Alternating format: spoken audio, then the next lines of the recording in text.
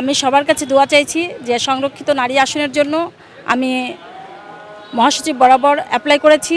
আপনারা দোয়া করবেন আমি যেন সংরক্ষিত নারী আসনে এমপি হয়ে সংসদ সদস্য হয়ে অবহেলিত নারীদের জন্য এবং নির্যাতিত নারীদের জন্য কাজ করতে পারি এবং রাজশাহীর যে মঙ্গা পীড়িত এলাকা আছে সেই মঙ্গা পীড়িত এলাকার জন্য কাজ করতে পারি এবং তৃতীয় লিঙ্গের কিছু মানুষ আছে যারা খুবই অবহেলিত এবং তাদেরকে সমাজ গ্রহণ করে না, এদের জন্য যেন একটু কাজ করতে পারি, তাদের আশ্রয়, তাদের ইনকাম, সোর্স অফ ইনকাম যেন নিয়ে আসতে পারি। কারণ একটা মানুষকে সাহায্য দিয়ে তাকে স্বয়ংসম্পন্ন করা যায় না। তারা কিভাবে কি কাজ করলে স্বয়ংসম্পন্ন হবে, আমার চেষ্টা, স্পেশালি আমার চেষ্টা হবে এটা, আমি দলকে এটা বলবো এবং গণতান্ত্রিক উপায়ে সবাই যেন দেশের সকল সুবিধা পায় সেইটা আশা করব সকল সর্বস্তরের মানুষের জন্য।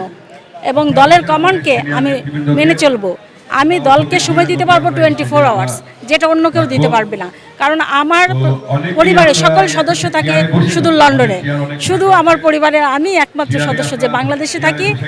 ম্যাডাম জিয়ার, বেগম খালেদা জিয়ার এই কথাটাকে মনে করে এই বাংলাদেশে আমার পরিবার, এই বাংলাদেশে আমার ঠিকানা, আমার অন্য কোনো ঠিকানা নেই, অন্য কোনো পরিবারের সদস্য নেই। তার সেই কথাটাকে আমি মনে প্রাণে ধারণ করি এবং বিশ্বাস করি জন্য আমি এখনও বাংলাদেশে আছি। আমার মা, বোন, ভাই, সন্তান, ফ্যামিলির সবাই থাকে লন্ডনে, শুধুমাত্র আমি বাংলাদেশে। তাই 24 আওয়ার্স আমি এই জাতীয়তাবাদী দলকে সার্ভিস দিতে চাই, বাংলাদেশের রাজশাহীর অবহেলিত মানুষকে পাশে থাকতে চাই, অবহেলিত মানুষের। সবাই দোয়া করবেন।